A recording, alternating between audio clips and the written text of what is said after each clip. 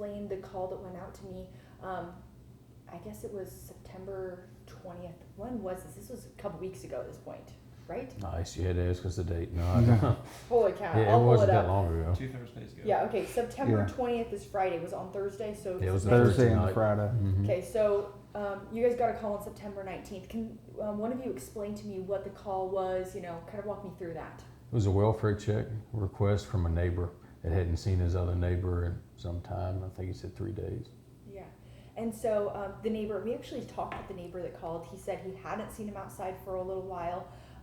Why did you all three go to that? Is that normal to always go to a welfare check with 3 of you? No, it was actually just 2 of us at the beginning. Me and him, we went. But yeah, welfare checks can go either way, really. So we try to send 2 to it. Okay, and so when you got there, kind of describe what happened when you got there. Well, we found the home. All the doors and windows were covered. We couldn't see anything. So we had to wait, really. I mean, we're knocking on doors and windows trying to get someone's attention, and obviously talking with the neighbors just to see what info they had. Yeah. So at what point did he start shooting? Was that when you got here? Kind of explain like the timeline for me. Okay. We were there for like 20 minutes. He didn't start, the first shot didn't go off until we were there for about 20 minutes. I had parked my car alongside of the house and was using my sirens and PA system to try and call him out.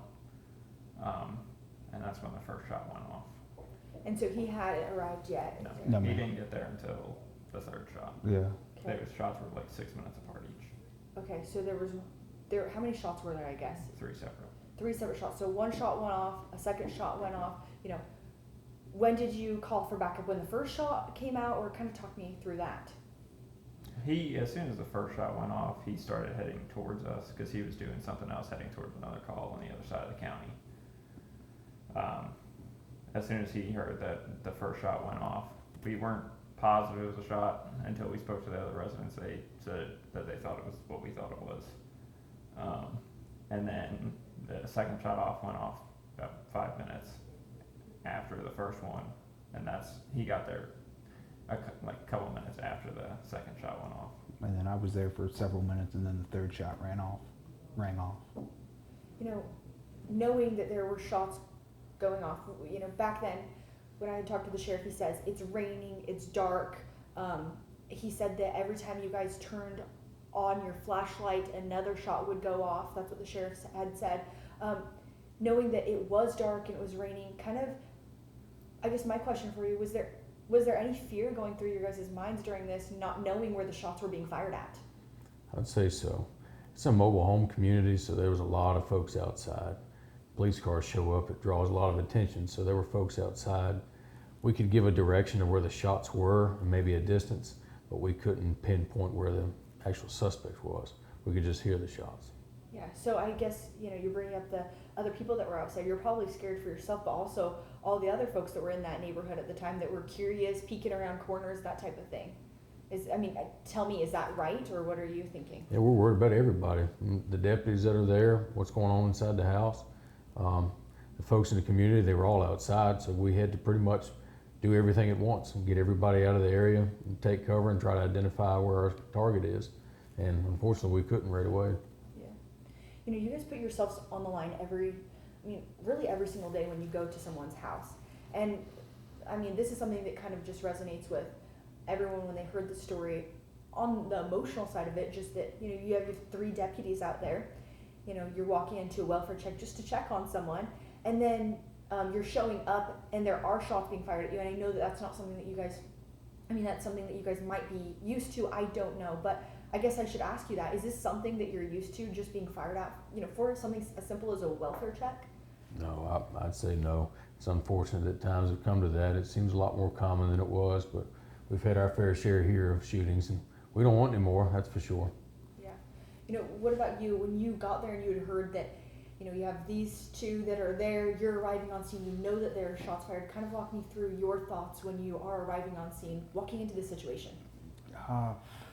Honestly, I'm just worried about them, worried about just like Lieutenant Napier was saying, worried about everyone as a whole, including who was in that trailer. As soon as I got there, I was just trying to get as much information, see what I can do to try to help and pinpoint and see where what I could do to help, along with trying to make sure they were all right and make sure no one was hurt. So, I mean, it just kind of, I hate to say it, autopilot just from our training that we've had over the years.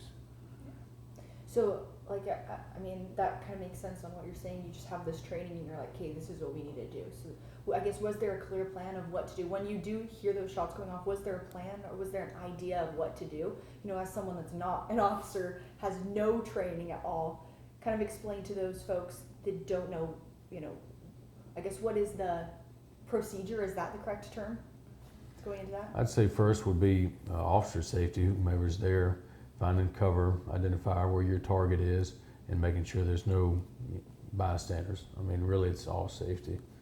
Just getting people out of the way, figure out where your problem is. And for you, you've been on the force for less than a year now. I guess, how many situations like this have you dealt with? I mean, this is the first time I've been shot at.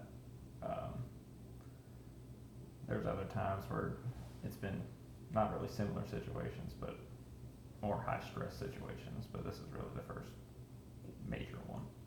I guess how were you feeling in that situation? Because that really is, I mean, that would be your, you know, like you said, your first time. How were you feeling in that situation? Just try and put everything, like all the fear and stuff out of your mind. You kind of just got to revert back to your training, deal with the threat that there is, and then everything else you just deal with later. That was really well said.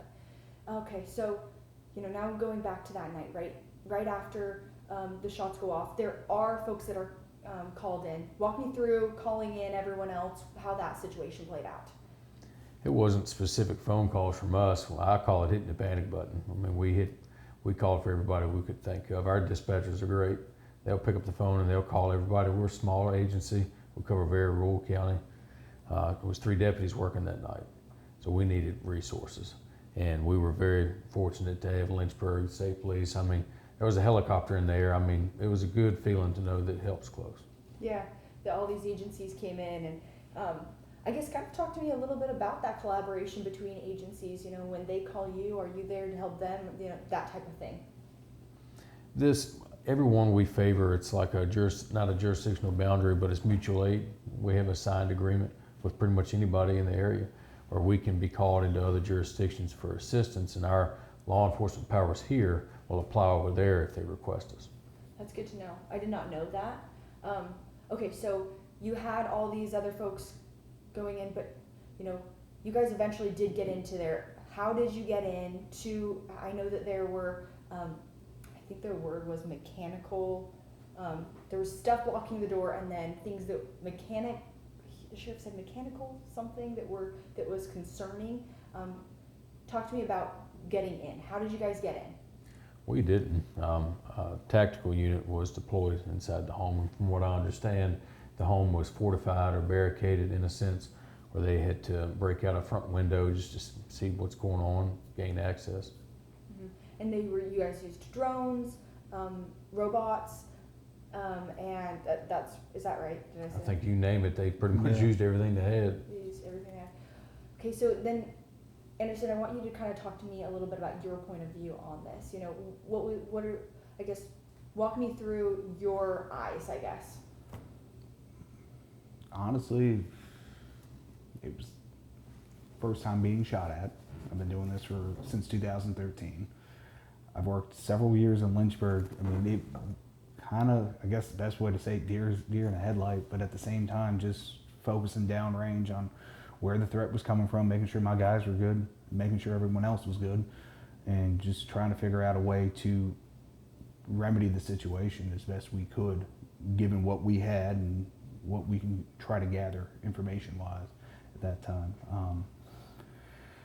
From perspective, I mean, for the most part, you're taking cover, popping your head up, trying to see where it was coming from and all, and then like you said earlier with the spotlight and all that, and our flashlights and all that, it was kind of weird, kind of strange.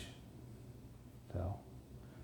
I didn't know that it was your first time being shot as well. Was that your first time? I just want to make sure Yes. that it was. So it was all 3 of you guys' first times being shot at. I mean, you've been around shots fired, but not shot at. Is that right? Yes. That's right. Okay, there is a big distinction between that, and I should have thought about that as well. Okay, so now with the case where we're at right now is that We're still waiting on the ME's report. Yes, ma'am. And like you mentioned earlier, we're still waiting on that.